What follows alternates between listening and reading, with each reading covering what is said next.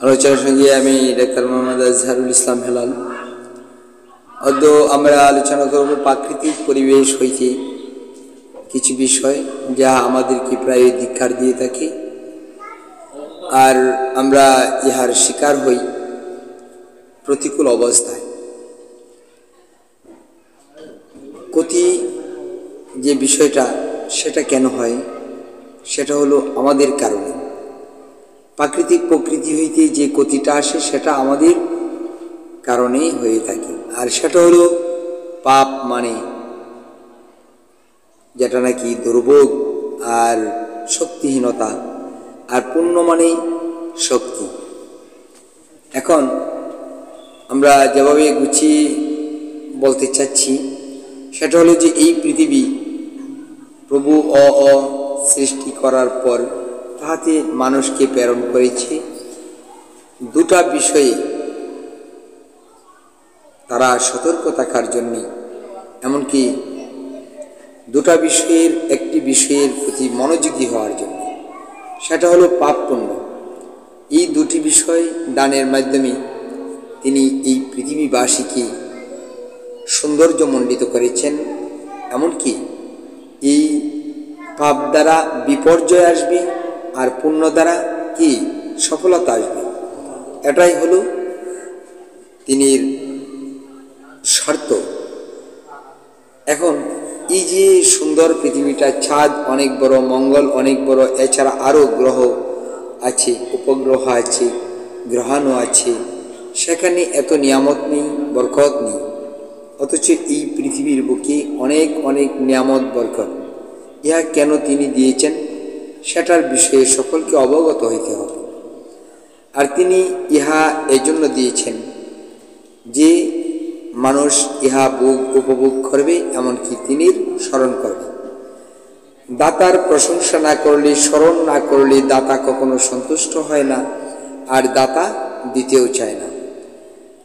এই আমরা যেটা বলতে চাচ্ছি, যেমন একটা ফুটবল, এই ফুটবলের ভিতর যদি হাওয়া না থাকে তাহলে ফুটবলের যে চারদিকের দেয়ালিকা আছে সেটাকে উঁচিয়ে রাখতে পারবে না, ডেবে যাবে, ফলে ফুটবল চলবে না।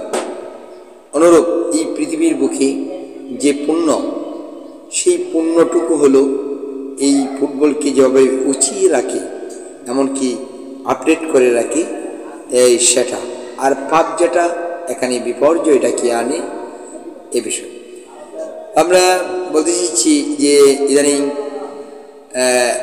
পত্রপত্রিকায় বিভিন্ন মিডিয়ায় বলা হচ্ছে যে বজ্রপাতে মৃত্যুর সংখ্যা আগস্ট মাসেই 228 জনের। আর এভাবে যে মানুষ বজ্রপাতে মরছে, বজ্রপাত হচ্ছে বলেই মরছে, কিন্তু বজ্রপাত যে এভাবে দিয়ে আসছে একের পর এক, ইহার কারণ কি? ইহারও একটি মাত্র কারণ এটাই যে পৃথিবীর যে বৃত্ত অর্থাৎ গ্যালাক্সি, এই গ্যালাক্সির মাঝে যতটুকু পরিমাণ শক্তি, যতটুকু প্রতিরোধ ক্ষমতা থাকার কথা, যদি সেই প্রতিরোধ ক্ষমতা ক্ষীণ হয়ে আসে তাহলে প্রাকৃতিক বিপর্যয় অর্থাৎ অলৌকিক বিপর্যয় এই পৃথিবীতে এসে পড়বে।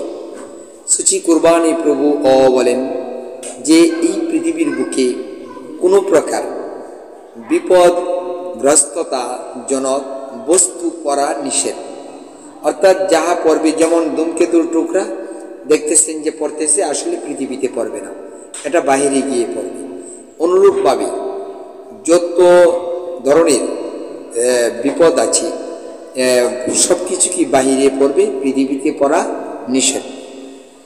এখন দেখা যাচ্ছে যে এই পৃথিবীর গ্যালাক্সির ভিতরকার প্রতিরোধমূলক যে শক্তি আছে, সেই শক্তি যদি কমিয়া যায় তাহলে এখানে এসে সে বিপর্যয়, ধূমকেতু, উল্কাপিণ্ড এসে পড়ে যেতে পারে। এই যে প্রতিরোধ, যেমন আপনার শরীরে রোগ প্রতিরোধ ক্ষমতা যদি না থাকে তাহলে একের পর এক রোগে আক্রান্ত হইয়া মৃত্যু হইয়া থাকে।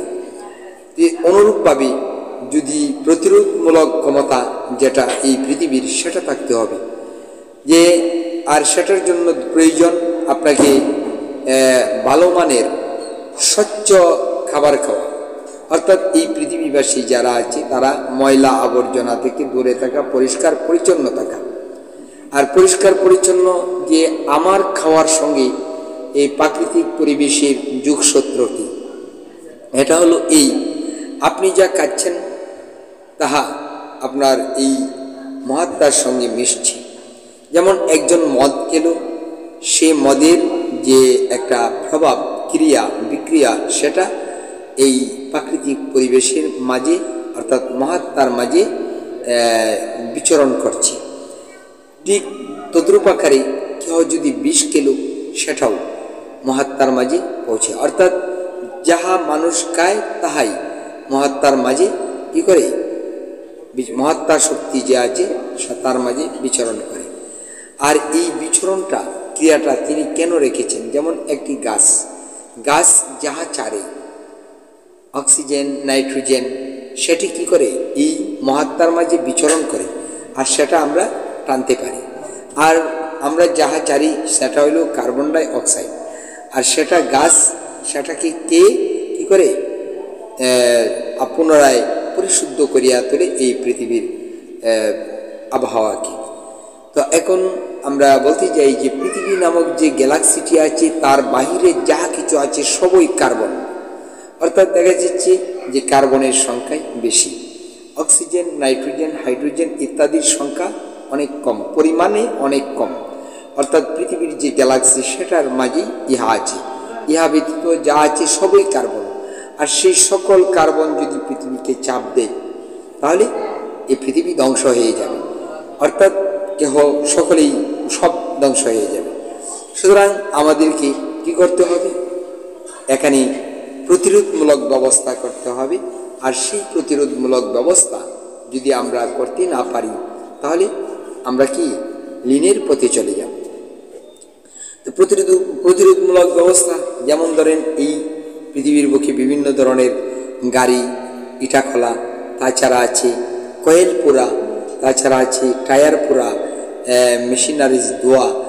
এই যে ধোয়া, এই ধোয়াগুলি আবহাওয়ার সঙ্গে মিলে সেখানে একটা প্রাকৃতিক বিপর্যয় ডাকিয়ে আনে, এমনকি বায়ুমণ্ডলকে দূষিত করিয়া তোলে। তেমনি যে কোনো কেমিক্যাল জাতীয় জিনিস পানিতে মিলে পানিকে নষ্ট করে, এমনকি সেটাও বাষ্প হয়ে উড়ে, এমনকি জলবায়ু উভয়টাই ক্ষতিগ্রস্ত হয়ে থাকে।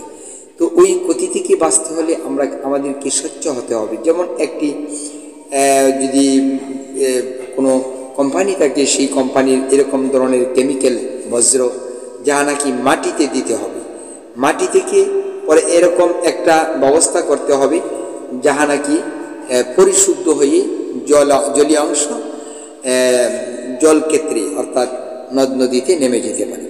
আর সরাসরি যদি এই কেমিক্যালযুক্ত জল অববাহিকা নামিয়ে দেওয়া হয় নদ নদীতে, তাহলে সমস্ত নদ নদীর পানি দূষিত হচ্ছে। সুতরাং আমাদেরকে সতর্ক থাকতে হবে। আর তাছাড়া একটি কথা স্মরণ রাখবেন যে প্রভু ইহা সৃষ্টি করেছেন আর তাহাতে পর অনিষ্ট মুক্তভাবে থাকার জন্যে বলিয়াছেন। এখানে দুটি দ্বারা, একটি হলো শয়তান যে দুষ্টাচার পিতা, তার পথ সেটা হলো পর অনিষ্ট করা, আর একটি হলো প্রভু অনির্দেশিত পথ, সেটি হলো পর অনিষ্ট মুক্ত থাকা, এমনকি পর অনিষ্ট না করা। এই আমরা যত পাপ করি সবই তিনি নিকট জমা হয়, এমনকি তিনি তখন সন্তুষ্ট হইয়া এই পৃথিবীর বুকে আরও বেশি করে বরকত দিয়া থাকেন। পাপে আয়ু কমে আর পুণ্যে আয়ু বৃদ্ধি পায়।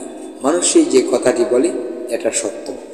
আর পাপ পুণ্যের দুনিয়া, যদি পুণ্য বেশি হয় তাহলে ইহার সফলতা বৃদ্ধি পাইবে, আর যদি পুণ্য বেশি না হইয়া পাপ বেশি হয় তাহলে ইহার দুর্বলতা প্রকাশ পাইবে। আর দুর্বলতা যখন প্রকাশ পাইবে তখন ইহা প্রতিরোধমূলক যে ক্ষমতা, সেই ক্ষমতা হারাবে। যেমন একটি আত্মা ফুটে, যখন ইহা ফুটে যায়, কেন ফুটে? সেটা যতটুকু পরিমাণে তার অভিভাবকত্ব প্রয়োজন, সেই অভিভাবকত্বহীনতার কারণেই সে ফুটে, আর সে আত্মাটা ফুটে মানে ধ্বংস হয়, আর যেটা নাকি আপনারা বজ্ররূপে দেখেন। আরেকটি আত্মাংশ সেটা এসে পৃথিবীতে পড়ে, আর সেখানে যখন এটাকে প্রতিরোধমূলক ক্ষমতা না থাকে তখন সেটা বজ্র হয়ে মানুষকে নিম্নমুখী হয়ে মানুষকে ধ্বংস করে, কিংবা এদের পৃথিবীর বুকের যে জীবজন্তু অথবা গাছপালা ইত্যাদির মাঝে পরে ধ্বংসলীলা উপস্থাপিত হয়। তো এই বজ্র কেন হয়? এই বজ্র যে বিষয়টা সেটা কিন্তু এটাই যে পৃথিবীর যে প্রতিরোধমূলক ক্ষমতা আছে সেটা যখন কম থাকে তখন এখানে অহরহ রূপে বজ্রপাত হইবে, অর্থাৎ বজ্রকে যে প্রতিরোধ করার মতো ক্ষমতা পৃথিবীর কমিয়া গেছে, আর এটার জন্য এটা হয়ে থাকে। সুতরাং প্রতিরোধমূলক ক্ষমতার জন্য আমরা যে কথাগুলি বলছি সেগুলিকে স্মরণ করা অতি আবশ্যকীয়। খুব সংক্ষিপ্ত আকারে বললাম, আরও অনেক বলার ছিল, আর বললে আপনারা বুঝতে পারতেন। ধন্যবাদ। অন্য একদিন। Thank you all.